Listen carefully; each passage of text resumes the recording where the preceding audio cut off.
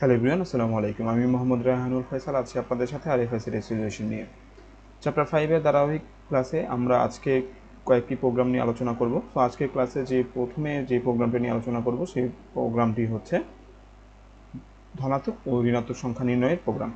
অর্থাৎ আমি কোনো একটি প্রোগ্রামের মাধ্যমে যে কোনো একটি সংখ্যাকে গ্রহণ করব ইউজার থেকে, এবং সেই সংখ্যা থেকে আমরা প্রোগ্রামের মাধ্যমে যাচাই করব যে সংখ্যাটি ধনাত্মক না ঋণাত্মক কিনা। অর্থাৎ ইউজার যে সংখ্যাটি দিবে আমরা ইউজারকে প্রদর্শন করব সংখ্যাটি ধনাত্মক সংখ্যা নিয়েছে না ঋণাত্মক সংখ্যা নিয়েছে। তো সবার প্রথমে আমরা ধনাত্মক ঋণাত্মকের কিছু বেসিক বিষয় নিয়ে আলোচনা করি। তো বিষয়টা হচ্ছে কোনো ধনাত্মক সংখ্যা আর ঋণাত্মক সংখ্যা চেনার উপায় কী। ধনাত্মক সংখ্যাগুলোকে আমরা পজিটিভ নাম্বার আর ঋণাত্মক সংখ্যাকে আমরা নেগেটিভ নাম্বার বলি। অর্থাৎ আমরা যদি জিরো থেকে কোনো বড় সংখ্যা পাই, জিরো থেকে যদি কোনো বড় সংখ্যা পাই তাকে আমরা ধনাত্মক সংখ্যা বলি, এবং জিরো থেকে যদি ছোট সংখ্যা পাই তাকে আমরা ঋণাত্মক সংখ্যা বলি। অর্থাৎ 1 2 3 যেগুলো পজিটিভ আকারে আছে, অর্থাৎ যার আগে প্লাস আছে তাদেরকে আমরা ধনাত্মক, অর্থাৎ জিরো থেকে বড় যারা তাদেরকে আমরা ধনাত্মক, আর জিরো থেকে যারা ছোট তাদেরকে আমরা ঋণাত্মক সংখ্যা বলি। এখন আমাদেরকে এমনভাবে প্রোগ্রামটি সাজাতে হবে বা অ্যালগরিদম বা ফ্লোচার্টটি করতে হবে যাতে করে আমাদের যে প্রোগ্রাম আমরা যে সংখ্যাটি ইউজার থেকে নিব সেই সংখ্যাটি যাচাই করে দেখব জিরো থেকে বড় কিনা। যদি সংখ্যাটি জিরো থেকে বড় হয়, যদি সংখ্যাটি জিরো থেকে বড় হয় তখন ধনাত্মক, অথবা যদি সংখ্যাটি জিরো থেকে ছোট হয় তাহলে সংখ্যাটি ঋণাত্মক, অথবা সংখ্যাটি জিরো। আবারও বলি, যদি কোনো সংখ্যা জিরো থেকে বড় হয় তাহলে ধনাত্মক, অথবা যদি জিরো থেকে ছোট হয় সংখ্যাটি ঋণাত্মক, অথবা সংখ্যাটি জিরো হবে। তো আমরা এটার জন্য অ্যালগরিদম এবং ফ্লোচার্ট নিয়ে প্রথমে কিছু কথা বলি। প্রথমে আমরা আসি অ্যালগরিদমে। তো আমরা প্রথমে অ্যালগরিদম দেখব, যে আমরা জানি যে ধনাত্মক এবং ঋণাত্মক সংখ্যা নির্ণয়ের যে অ্যালগরিদমটা আমরা দেখব সেক্ষেত্রে আমাদের প্রথমে কী করতে হবে, স্টার্ট করতে হবে। অর্থাৎ স্টেপ 1 আমি কী করব, স্টার্ট করব। তো আমি স্টেপ 1 যখন স্টার্ট করলাম তখন বিষয়টা হচ্ছে যে আমরা যখন স্টেপ 1 স্টার্ট করি দেন আমরা স্টেপ নাম্বার 2-তে যাব। স্টেপ নাম্বার 2-তে আমাদেরকে কী করতে হবে, স্টেপ নাম্বার 2-তে আপনাদেরকে ইনপুট করতে হবে। সো আমরা ইনপুট আকারে এনকে ডাকতেছি, অর্থাৎ যে কোনো একটা সংখ্যা আমি ইউজার থেকে ইনপুট করব। সো ওই সংখ্যাটাকে আমি এন নামে ধরলাম। এবার আমার সংখ্যাটি জিরো থেকে বড় কিনা যাচাই করব, অর্থাৎ 3 নম্বর স্টেপে is an greater than zero কিনা, অর্থাৎ এন জিরো থেকে বড় কিনা। এখন এই শর্তটা যদি ইয়েস হয়, আমরা জানি যে শর্তের দুটি পার্ট থাকে, একটা ইয়েস পার্ট একটা নো পার্ট। যদি শর্তটা ইয়েস হয়, অর্থাৎ যে সংখ্যাটি ইউজার নিচ্ছে সেই সংখ্যাটি যদি জিরো থেকে বড় হয় তখন সংখ্যাটি পজিটিভ হবে, আদারওয়াইজ সংখ্যাটি আমরা নেগেটিভ বা জিরো বলবো। অর্থাৎ যদি কোনো সংখ্যা জিরো থেকে বড় হয়, অর্থাৎ ইয়েস হয় শর্তটি, তখন সেক্ষেত্রে আমরা প্রিন্ট করব পজিটিভ।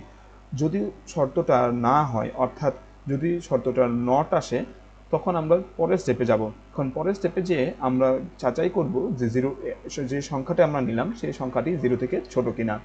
এখন যদি শর্তটি রাইট হয়, অর্থাৎ যে সংখ্যাটা আমরা নিচ্ছি সেই সংখ্যাটা যদি জিরো থেকে ছোট হয় তখন সংখ্যাটি নেগেটিভ হবে। অর্থাৎ যদি সংখ্যাটি জিরো থেকে বড় হয় তখন পজিটিভ হয়, আর যদি সংখ্যাটি জিরো থেকে ছোট হয় তখন নেগেটিভ হয়। তো সেই ক্ষেত্রে আমরা প্রিন্ট করব নেগেটিভ। আর যদি এই শর্তটাও রাইট না হয়, অর্থাৎ নো হয়, তখন আমরা পরের স্টেপে যাব। এখন কোনো একটি সংখ্যা যদি জিরো থেকে বড় হয়, সেটা বহুত ইন্টিজার হতে পারে বা ফ্লোট হতে পারে, অর্থাৎ ভগ্নাংশ বা পূর্ণ সংখ্যা যাই হোক না কেন, সেটা যদি জিরো থেকে বড় হয় সেটা পজিটিভ হবে, আর জিরো থেকে ছোট হলে নেগেটিভ হবে। কিন্তু যদি কোনো সংখ্যা জিরো থেকে বড়ও না হয়, জিরো থেকে ছোটও না হয়, তখন আমাদের কি করতে হবে, তখন যে সংখ্যাটা আমরা নিব সেটা একটি জিরো সংখ্যা। অর্থাৎ জিরো থেকে বড়ও যদি না হয়, জিরো থেকে ছোটও না হয়, তার সংখ্যাটি কত হবে, জিরো হবে। সেই ক্ষেত্রে আমরা দ্বিতীয় শর্তটি যখন নো পাবো তখন আমরা প্রিন্ট করব জিরোকে, এবং এভাবে আমরা আমাদের কাজটি শেষ করব। অর্থাৎ আমি প্রথম স্টেপে স্টার্ট করলাম, 2 নম্বর স্টেপে ইনপুট করলাম এন নামক একটি সংখ্যাকে, যার মাধ্যমে আমরা ইউজার থেকে এন নামক একটি চলকের মাধ্যমে ইউজার থেকে একটা মান নিতে পারবো। এবার আমার যে সংখ্যাটি ইউজার দেবে সেই সংখ্যাটি জিরো থেকে বড় কিনা যাচাই করব। যদি হয় তাহলে সংখ্যাটি পজিটিভ দেখাবে, আর যদি না হয় তখন আমরা আবার যাচাই করব যে সংখ্যাটি জিরো থেকে ছোট কিনা। যদি সেটা রাইট হয় তখন সেক্ষেত্রে নেগেটিভ দেখাবে, আদারওয়াইজ সংখ্যাটি জিরো দেখাবে। এভাবে করে আমরা অ্যালগরিদমটা করতে পারি। এবারে আমরা আসি ফ্লোচার্টে। তো ফ্লোচার্টটা কীভাবে করতে হয়, ফ্লোচার্টে প্রথমে আমাদের স্টার্ট করতে হবে। স্টার্ট করার জন্য হচ্ছে প্রথমে আমাদের প্রথমে আমাদের ডিম্বাকার আকৃতির যে চিহ্নটা আছে সেটা ইউজ করব। দেন হচ্ছে আমাদেরকে ইনপুট করতে হবে। ইনপুট করার জন্য হচ্ছে আমাদের সামান্তরিকের চিহ্ন ব্যবহার করতে হয়। সো এখানে ইনপুট আকারে এনকে নিলাম, অর্থাৎ এনের মাধ্যমে আমি সামান্তরিকের চিহ্নের মাধ্যমে ইনপুট আকারে মানটি গ্রহণ করলাম। এবারে কাজ হচ্ছে যেহেতু শর্ত, সেহেতু আমাদেরকে এখানে ডায়মন্ডের চিহ্নটা ব্যবহার করতে হবে। সো আমরা এখানে ডায়মন্ডের চিহ্নটা ব্যবহার করলাম এবং এখানে লিখলাম is an greater than zero, অর্থাৎ n যে সংখ্যাটা আমরা ইউজার থেকে নিব সেই সংখ্যাটা 0 থেকে বড় কিনা। এই শর্তের দুটো হার থাকবে, একটা ইয়েস এবং একটা নো। যদি শর্তটি ইয়েস হয় তখন আমাকে দেখাবে প্রিন্ট পজিটিভ, আর যদি উত্তরটা নো হয় তখন আমরা পরের শর্তে যাব। তো পরের শর্তটা হচ্ছে n 0 থেকে ছোট কিনা। তো যদি n 0 থেকে ছোট ইয়েস হয় তখন আমাকে দেখাবে নেগেটিভ, আর যদি ছোট না হয় তখন দেখাবে 0। দেন আমি এখানে 3টি আউটপুট পেয়েছি দেখে আমি তাদেরকে একত্র করার জন্য সবার জন্য সমন্বয় চিহ্ন দিব। আমি সমন্বয় চিহ্নের মাধ্যমে সবগুলোকে একত্র করলাম এবং সবার শেষে এন্ড করে দিলাম। এই হচ্ছে ধনাত্মক এবং ঋণাত্মক সংখ্যা নির্ণয়ের ফ্লোচার্ট। সো আশা করি অ্যালগরিদম এবং ফ্লোচার্টটা বুঝতে পেরেছেন সবাই। এখন আমরা এটার জন্য সি প্রোগ্রাম তৈরি করব। তো আমরা জানি যে সি প্রোগ্রাম তৈরি করার জন্য আমাদেরকে কোড ব্লকস নামক একটি অ্যাপস ওপেন করতে হয়। সো আমরা প্রথমে কোড ব্লকস ওপেন করব এবং এই প্রোগ্রামটি রান করে দেখব যে প্রোগ্রামটি আসলে আমরা করতে পারবো কিনা। তো ফার্স্ট কাজ হচ্ছে আমরা একটু ওয়েট করি যে কোড ব্লকস ওপেন করার জন্য। তো কোড ব্লকটি ওপেন হলো। এবার আমাদেরকে ইন্টি ফাইলের মাধ্যমে আমাদের প্রথমে সংখ্যাটি যে কোনো একটা ফাইলের নাম দিতে হবে, অর্থাৎ আমি যে প্রোগ্রামটা করতেছি সেটাকে একটা নাম দিব। যেহেতু আমরা এখানে ইভেন এবং অড এখানে পজিটিভ এবং নেগেটিভ নাম্বার বের করতে চাচ্ছি, তো এখানে আমরা পজিটিভ নামে সেভ করে রাখলাম, পজিটিভ নামে সি প্রোগ্রামটা তৈরি করলাম। আমরা জানি যে সি প্রোগ্রামের শুরুতে প্রথমে কী করতে হয়, প্রথমে হচ্ছে আমাদের হেডার ফাইল কল করতে হয়। সো আমাদের এখানে প্রথমে হ্যাশ ইনক্লুড ইউজ করব, দেন হচ্ছে একটা ব্র্যাকেট ইউজ করবো, ব্র্যাকেটের ভিতরে stdio.h এটা এই হেডার ফাইলটা ব্যবহার করব। এরপরে কাজ হচ্ছে আমাদের মেইন ফাংশন কল করতে হবে। সো আমরা এখানে ইন্টিজার আকারে মেইন ফাংশন কল করলাম, অর্থাৎ মেইন ফাংশনের জন্য একটি ডাটা টাইপ কল করলাম, সেটার ক্ষেত্রে আমরা ইন্টিজার ইন্ট মেইন লিখলাম, অর্থাৎ আমাদের হ্যাশ ইনক্লুড stdio.h লিখবো, তারপরে ইন্ট মেইন লিখবো, ফার্স্ট ব্র্যাকেট দিয়ে শুরু করে ফার্স্ট ব্র্যাকেট ক্লোজ করবো, এরপরে হচ্ছে সেকেন্ড ব্র্যাকেট দিয়ে আমাদের লেখাটাকে শুরু করতে হবে। এবারে বিষয়টা হচ্ছে যে আমি যে সংখ্যাগুলো নিয়ে কাজ করব সেই সংখ্যা যদি ফ্লোটিং নিতে চাই তাহলে ফ্লোট আকারে, অথবা ইন্টিজার নিতে চাইলে ইন্টিজার আকারে লিখতে পারি। সো আমি এখানে সংখ্যা যা নিব সবগুলো ইন্টিজার আকারে নিব দেখে আমরা ইঞ্চ লিখলাম, অর্থাৎ পূর্ণ সংখ্যা আকারে সংখ্যাগুলোকে নিলাম। এবার বিষয়টা হচ্ছে যেহেতু আমাদের পুরো প্রোগ্রামে শুধুমাত্র একটা মাত্র সংখ্যা নিতে হবে, সেই ক্ষেত্রে আমাদের শুধুমাত্র ইন্ট আকারে এনকে নিলাম, অর্থাৎ শুধুমাত্র এনটাই আমার এই পুরো প্রোগ্রামের জন্য কাজে লাগবে। এবারে বিষয়টা হচ্ছে আমরা ইউজার থেকে যখন কোনো মানকে গ্রহণ করার চেষ্টা করব, সেক্ষেত্রে প্রথমে আমরা ইউজারকে একটি মেসেজ দিব যে যাতে করে ইউজার আমাকে একটি সংখ্যা ইনপুট করার জন্য মেসেজ পায়। তো সেই ক্ষেত্রে আমাদের প্রিন্ট এফের মধ্যে লিখব এন্টার এ ভ্যালু বা এন্টার এ নাম্বার। তো আমরা এখানে এন্টার এ ভ্যালু লিখলাম, এন্টার এ ভ্যালু দিয়ে ডাবল কোটেশন ক্লোজ করলাম, ফার্স্ট ব্র্যাকেট ক্লোজ করলাম এবং সেমিকোলন দিয়ে লেখাটাকে শেষ করলাম। এবার আমি স্ক্যান এফের মাধ্যমে মানটাকে গ্রহণ করার চেষ্টা করব। তো সেই ক্ষেত্রে ডাবল কোটেশন দিলাম। এবার আমাদের বিষয়টা হচ্ছে এখানে %d ব্যবহার করতে হয়। সো আমরা এখানে %d দিব এবং এই %dটা হচ্ছে n এর জন্য, সেজন্য আমরা এখানে মেমোরি অ্যাড্রেস হিসেবে n লিখব এবং লাইন শেষে সেমিকোলন দিব। এবারে বিষয়টা হলো যে আমি যখন প্রিন্ট এফ এর কাজ করলাম, স্ক্যান এফ এর কাজ করলাম, এবার আমাদের শর্তের কাজ করতে হবে, অর্থাৎ আমাদের ইনপুট কাজ শেষ, এবার আমাদের শর্তের কাজ। শর্তটা হচ্ছে যে আমরা প্রথমেই কিন্তু বলেছিলাম যে যদি কোনো সংখ্যা মানে কোনো সংখ্যা যদি 0 থেকে বড় হয়, যদির কথা বলা হয়েছে। দেখি এখানে আমরা যেহেতু শর্তের সাপেক্ষে কোনো কাজ করা, আজকে আমরা কন্ডিশনাল স্টেটমেন্টের মধ্যে বলি, সেখানে আমাদের প্রথমে ইফ ব্যবহার করতে হয়।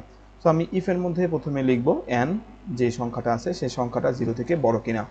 যদি মানে ইফ n যদি 0 থেকে বড় হয় তখন আমাকে প্রিন্ট করে দেখাবে, অর্থাৎ প্রিন্ট এফের মধ্যে দেখাবে যে সংখ্যাটি একটি পজিটিভ নাম্বার। তো আমরা এখানে প্রিন্ট এফের মধ্যে লিখব পজিটিভ,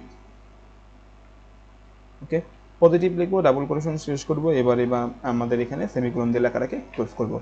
যদি সংখ্যাটি 0 থেকে বড় হয় তখন আমাকে পজিটিভ নাম্বার দেখাবে, আর যদি সংখ্যাটি 0 থেকে ছোট, সংখ্যাটি যদি 0 থেকে ছোট হয়, যদি সংখ্যাটি 0 থেকে বড় হয় তাহলে পজিটিভ, অথবা যদি সংখ্যাটি 0 থেকে ছোট হয় তখন আমরা প্রিন্ট করে দেখাবো,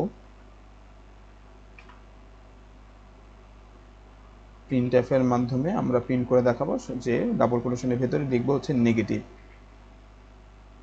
এবং লাইন শেষে সেমিকোলন দিয়ে লেখাটাকে শেষ করব। যদি সংখ্যাটি 0 থেকে বড় হয় তাহলে পজিটিভ, অথবা যদি সংখ্যাটি 0 থেকে ছোট হয় তাহলে নেগেটিভ। আর যদি অথবা মানে যদি 0 থেকে বড় হয় তাহলে পজিটিভ পড়বো, অথবা যদি 0 থেকে ছোট হয় তাহলে নেগেটিভ, অথবা সংখ্যাটি কি হবে, সংখ্যাটির জন্য 0 মান আমাকে দেখাবে। সো এখানে আমরা প্রিন্ট এফ লিখবো, প্রিন্ট এফ এর মধ্যে লিখবো ডাবল কোটেশন দিয়ে 0 এবং লাইন শেষে আমরা এখানে সেমিকোলন দিব এবং আমরা কোডটাকে শেষ করার জন্য হচ্ছে রিটার্ন 0 সেমিকোলন দিয়ে লেখাটাকে শেষ করব। এবারে কাজ হচ্ছে যে এই প্রোগ্রামটাকে আমরা রান করে দেখব যে প্রোগ্রামটি রান করলে আমাদের কি আউটপুট দেখায়। সো আমরা প্রোগ্রামটি রান করতেছি, প্রথমেই আমাকে বলতেছে এন্টার এ ভ্যালু, অর্থাৎ আমাকে একটা ভ্যালু এন্টার করার জন্য বলছে। সো আমি এখানে একটা সংখ্যা ইনপুট করলাম, সো আমি এখানে 5 ইনপুট করলাম। সো 5 একটা পজিটিভ নাম্বার, সো আমাকে এখানে দেখাচ্ছে পজিটিভ। তো এবার যদি আমরা এই সংখ্যাটিকে আবার অন্য আরেকটা সংখ্যা দিয়ে যদি আমরা দেখি, সাপোজ আমরা এখানে নেগেটিভ একটা ভ্যালু দিলাম, সাপোজ নেগেটিভ 14 দিলাম। তো এখন এটাকে এন্টার করে দেখি যে আমাকে এখানে দেখাচ্ছে আউটপুট আকারে নেগেটিভ, অর্থাৎ -14 একটা নেগেটিভ সংখ্যা।